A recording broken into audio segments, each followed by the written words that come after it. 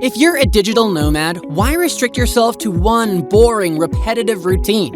Your job allows you to explore the world and save some big bucks in the process. Now, who wouldn't want to live that life?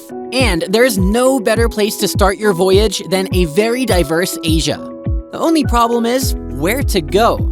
That's the important case we're cracking today. What is the cheapest country in Asia for digital nomads to live in 2023? I'll be breaking down each option for you based on a simple criteria: affordable housing, cheap food, work convenience, and some fun nights out. For every convenience that a country offers, it'll get a point. And, well, if it disappoints, it'll lag behind in the race to come out on top in this face-off. 4 countries will be going hard against each other for this ultimate duel. But at the end, only one will make it to your bucket list. Let's get started. First up, we have a country that'll charm you with its traditions, but you'll stay behind because of its modern glam: Vietnam. Let's just say Vietnam recently made the news for all the wrong reasons. Conflict aside, with friendly locals and a cheap lifestyle, Vietnam would definitely hit the spot. Fighting off Vietnam to win this round is the vibrant Thailand. Walk on the beach post-work hours? Sounds dreamy. Thailand promises this and so much more. Gameplay. There's no easy way to say this. I couldn't have picked stronger contestants for round 1, but there could only be one winner. To kick things off, let's compare the housing costs of both countries. I would say this particular factor depends a lot on where you choose to live. To fully have that city experience in these cultural hubs, Bangkok and Hanoi are a complete package deal. Rents will be a little pricier in the urban centers, but they'd also offer better connectivity to the rest of the world. If you always want to be on the go, these cities have big international airports and state-of-the-art transit systems. So far, the competition is close, and the next metric won't make things any easier for us either. If you choose to live in city centers, then both Vietnam and Thailand would take off at least $400 from your budget for rent. You heard that right. There isn't much difference in monthly rent. So, ding ding, both get a point for being such a sport about housing. The game isn't over yet though.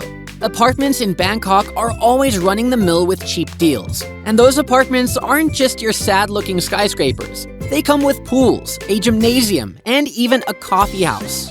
Okay, so if you get one of those deals, pretty sure you aren't leaving your house. But Thailand's beaches and nightlife will change your mind. There's some energy in the streets of this country that'll keep gravitating you.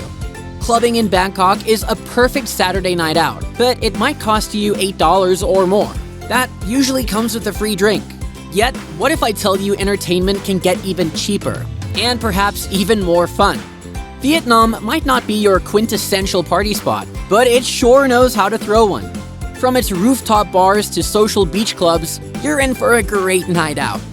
What really doesn't push Vietnam over the edge is that its nightlife hubs are mostly concentrated in big cities like Hanoi and Ho Chi Minh. And in Thailand, you'll get blinded by the nightlife no matter where you go. So the city of vibrant beaches has to take this one. And when it comes to the working feasibility of digital nomads, there's little pushover between the two. There are multiple co-working spaces and speed of light-worthy internet connections, you'll get a fulfilling working culture. And there isn't much difference in renting out those spaces.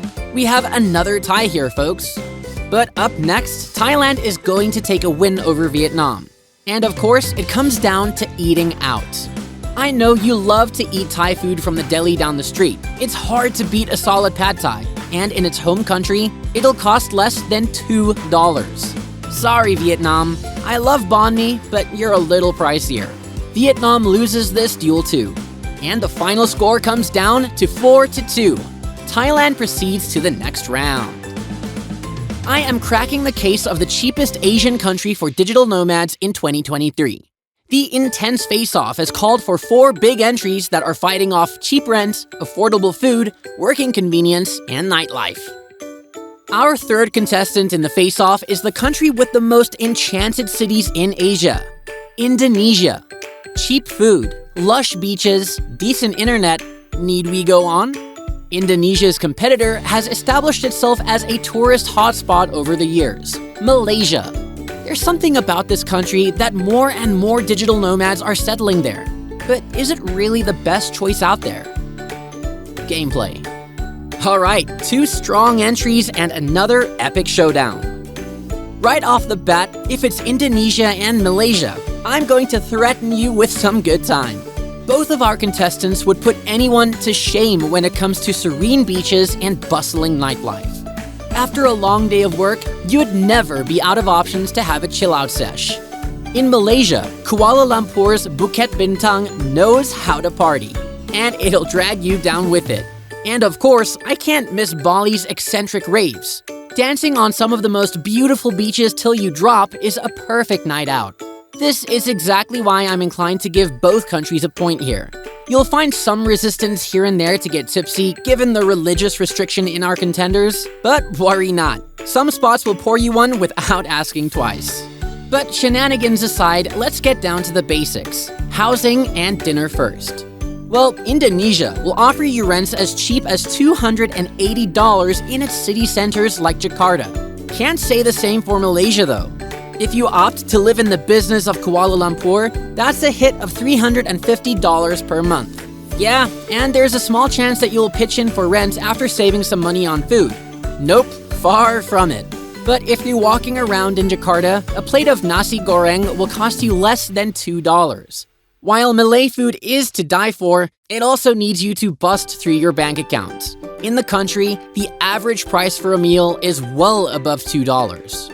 And that's how Indonesia knocks these 2 duels out of the park. 2 consecutive points for those tropical beaches. As the score is set 3-1, there's little for Malaysia to fight for.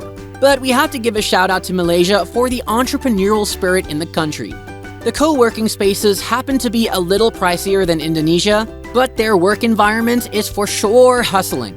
In every crook and corner, you'll find a new startup blooming. Having some great minds in your workspace is always a plus. But again, the rent situation and coffee runs will put a dent on your bank account.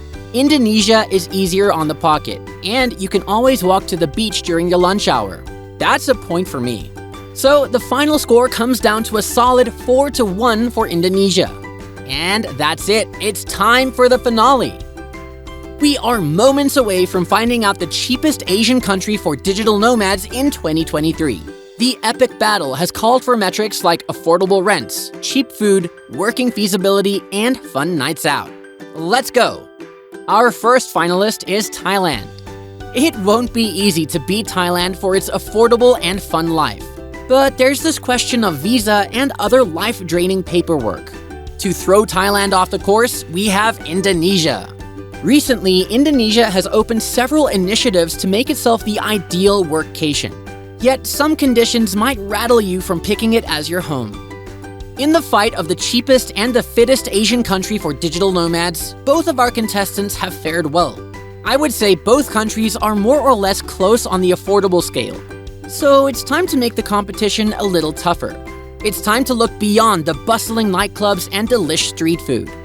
One of our metrics for this face-off is working convenience.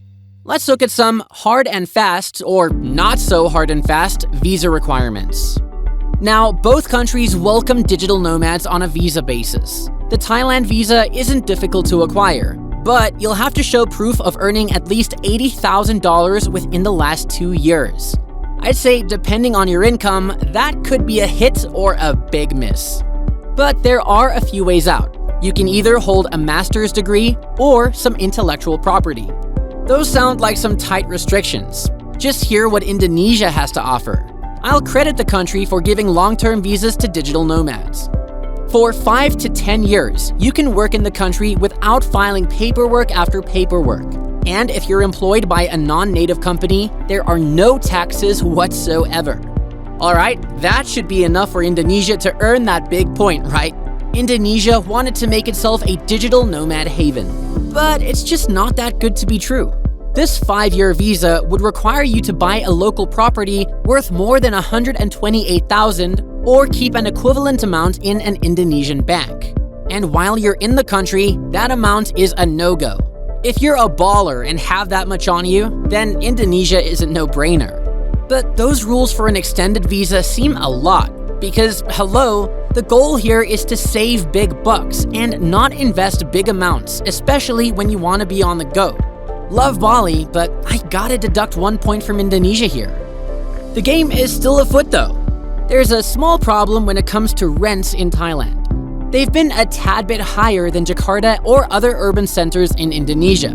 $280 versus $400 is a complete showdown here. So it looks like Indonesia is making up for its whack visa requirements. But it can't beat the cheap food that you'll find in Thailand. Now, the score comes down to 2-1. Close call, but Indonesia is the cheapest Asian country for digital nomads in 2023. Thailand definitely hits home with its lighter visa requirements, but that might not be the most favorable metric. And of course, Vietnam and Malaysia follow suit as the runner-ups of our face-off. What's your opinion on this outcome? Comment below to let me know and share your idea for the next video. Thanks for watching. We'll see you in the next one.